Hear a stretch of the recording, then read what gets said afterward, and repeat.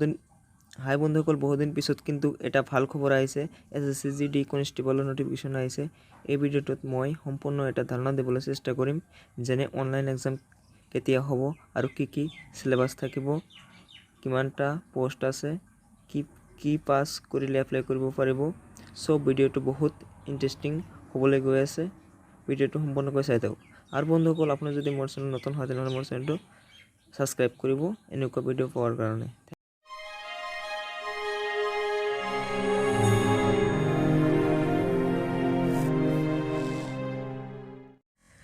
তো বন্ধুসকল, বেছি কথা নকৈ 17 জুলাইত কিন্তু এটা SSCGDৰ অফিচিয়েল নটিফিকেশ্যন ওলাইছে, তাত গৈ আলোচনা কৰোঁ। আপোনালোকে এই নটিফিকেশ্যনটো চাই আছে। প্ৰথমতে আছে notice constable GD in central armed police force CA PFS NIA SSF and ৰিলিভমেণ্ট GD in Assam rifles examination 2021। প্ৰথমতে চাই আছে date of submission of online application 17 মানে আজি ৰাতিৰ পৰা আৰম্ভ হৈছিল 17/7/2021 টু 31 তাৰিখ 8 মাৰ্চ 2021 লৈকে এইটো অনলাইন এপ্লাই চলি থাকিব। Last date of time for receive of online application 31 তাৰিখ যেইটো ক'লোঁ মই সেইটো 31 তাৰিখ 8 মাৰ্চ 2021 লাষ্ট ডেট। আৰু last date time for the making online পে'মেণ্টটো আপোনালোকে তাৰ পিছতো কৰিব, লাষ্ট ডেটৰ পিছতো কৰিব। 2 তাৰিখ 9 মাৰ্চ 2021 লৈকে কৰিব পাৰিব। 1 মাহ টাইম থাকিব যদি আপোনালোকে পে'মেণ্টটো পিছত কৰিব বিচাৰে। এইটো ক'লে ইয়াৰ পিছত আপোনালোকে ছেকেণ্ডত আছে পে স্কেল, কিমান টকাকৈ আপোনালোকে পাব। পে লেভেল 21,700 টকাৰ পৰা 69,100 টকালৈকে আপোনালোকে কিন্তু পে স্কেল পাব। টোটাল পোষ্ট আছে, এতিয়া পোষ্টৰ কথা ক'ম। টোটাল পোষ্ট আছে 25,271 আৰু ইয়াত কেইটামান ভাগ কৰিছে। মেল আছে 22,424 আৰু ফিমেল আছে 2,847 আৰু কেইটামান কেটেগৰীত ভাগ কৰিছে আপোনালোকে চাই আছে। ST SC ST OBC EWS UR এনেকুৱা ভাগ আছে। কিন্তু কেইটামান পোষ্ট আছে ওপৰৰ পৰা চাই আছে। BSF CISF CRPF SSB ITBP AR NIA SSF যিটো পোষ্টত বেছি পোষ্ট আছে তাত কিন্তু আপোনালোকে এপ্লাই কৰিব পাৰিব। তাৰপিছত আছে 4 নম্বৰত কি আছে, nationality candidate must be citizen of India. এইটো ইণ্ডিয়াৰ চিটিজেন হ'ব লাগিব। এইটোতো হ'বই, কাৰণ যিসকলে এপ্লাই কৰিব ইণ্ডিয়ান হয়। তাৰপিছত যদি আপোনালোকৰ PRC বা ডমিচাইল এনেকুৱা এটা চাৰ্টিফিকেট থাকিব লাগিব। তাৰপিছত আছে এজ লিমিট 18 to 23। আপোনাৰ বয়সটো কিন্তু 18 পৰা 23 বছৰৰ ভিতৰত হ'ব লাগিব।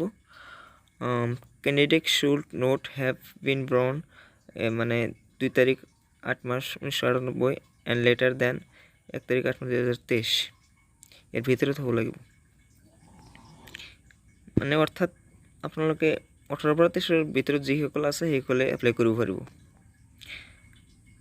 তাৰপিছত কিছুমানে ইয়াত কি কৰিছে মানে এৰি দিছে, যেনেকুৱা SC STৰ কাৰণে 5 বছৰ কম হ'লে হ'ব, বেছি হ'লে হ'ব। OBCৰ কাৰণে 3 বছৰ, এক্স ছাৰ্ভিচমেনৰ কাৰণে 3 বছৰ, চিলড্ৰেন এণ্ড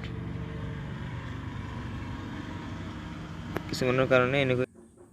এতিয়া আছে 7 নম্বৰ এইটো সকলোতকৈ ইম্পৰ্টেণ্ট। এইটো এডুকেশ্যন কোৱালিফিকেশ্যন।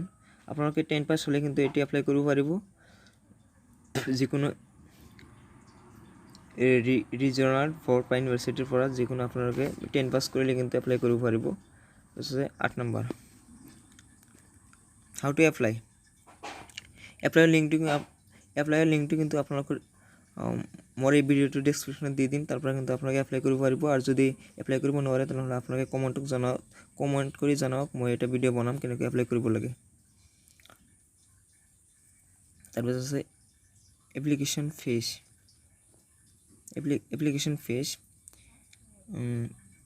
100 টকা কিন্তু এটা পেড কৰিব লাগিব যদি আপোনালোকে জেনেৰেল কেটেগৰীৰ হয়। অৰ্থাৎ EWS বা এক্স সাৰ্ভিচমেন বা ST SC এইবিলাকৰ কাৰণে 100 টকা দিব নালাগে। ওমেন কেণ্ডিডেট মানে ছোৱালীসকলৰ কাৰণে দিব নালাগে, অকল জেনেৰেল কেটেগৰীৰ যিখিনি পৰে সেইখিনি কিন্তু 100 টকা এটা পেড কৰিব লাগিব। তাৰপিছত আছে 3 নম্বৰ চেণ্টাৰ্ছ অফ এক্সামিনেশ্যন। আপোনালোকে ক'ত দিব পাৰিব চেণ্টাৰ? আপোনাৰ যদি নৰ্থ ইষ্ট বা অসমৰ হয় তেনেহ'লে নিশ্চয় এপ্লাই কৰোঁতে গুৱাহাটীটো চিলেক্ট কৰিব। গুৱাহাটী ক'ত আছে? আপোনালোকে নৰ্থ ইষ্টৰ কাৰণে কিন্তু ইয়াত কেইটামান চেণ্টাৰ আছে। 5 নম্বৰত চাই আছে ইটানগৰ, গুৱাহাটী। আপোনালোকে নিশ্চয় গুৱাহাটী যোৰহাট দুটাই দিব পাৰে। প্ৰথমটো আছে গুৱাহাটী দিছপুৰ 5101, এইটো কোড হয়। এই কোডটো কিন্তু বহাব লাগিব এপ্লাই কৰাৰ সময়তে। এইটো আপোনালোকে গুৱাহাটী দি দিব। ইয়াৰ পিছত আছে এক্সাম হ'ব আপোনালোকে কম্পিউটাৰত হ'ব, অনলাইনত হ'ব। এক্সামটো অনলাইন লেভেলত হ'ব। ছাবজেক্ট থাকিব জেনেৰেল ইণ্টেলিজেন্স এণ্ড ৰিচাৰ্চিং থাকিব 25 মাৰ্ক, টোটেল থাকিব 90 মাৰ্কছৰ ভিতৰত। আৰু জেনেৰেল নলেজ এণ্ড জেনেৰেল এৱাৰনেছত থাকিব 25, অলৰেডি 50 হৈ গ'ল। আৰু এলিমেণ্টাৰী মেথামেটিক্স থাকিব 25, আৰু হিন্দীত থাকিব 25, টোটেল 90 মাৰ্কছ। এইটো কিন্তু আগতে এক্সামটো দিব লাগিব। তাৰপিছত লাগিব হাইটটো, physical standard test PST physique. আপোনালোকে হাইট লাগিব, এইটো অল ইণ্ডিয়া লেভেল লাগিব 170 চেণ্টিমিটাৰ, আৰু ফিমেলৰ কাৰণে লাগিব 150 চেণ্টিমিটাৰ। যদি নৰ্থ ইষ্টৰ হয় আপোনালোকে তেনেহ'লে ইমান চিন্তা কৰিব নালাগে, কম লাগিব। বা অসমত যিসকল আছে 162 চেণ্টিমিটাৰ ল'ৰাৰ কাৰণে, আৰু ফিমেলৰ কাৰণে লাগিব 152 চেণ্টিমিটাৰ। বন্ধুসকল, এই SSC GD কনষ্টেবলৰ নটিফিকেশ্যনটো চাই কেনেকুৱা লাগিলে? আৰু মই এই ভিডিঅ'টোত সম্পূৰ্ণ এটা তথ্য দিব পৰা নাই, সেইকাৰণে মই দুখিত। আৰু বন্ধুসকল, আপোনালোকৰ যদি এপ্লাই কৰাৰ ভিডিঅ'টো লাগে তেনেহ'লে কমেণ্ট বক্সত জনাওক, মই আপোনালোকৰ বাবে এটা ভিডিঅ' বনাবলৈ চেষ্টা কৰিম।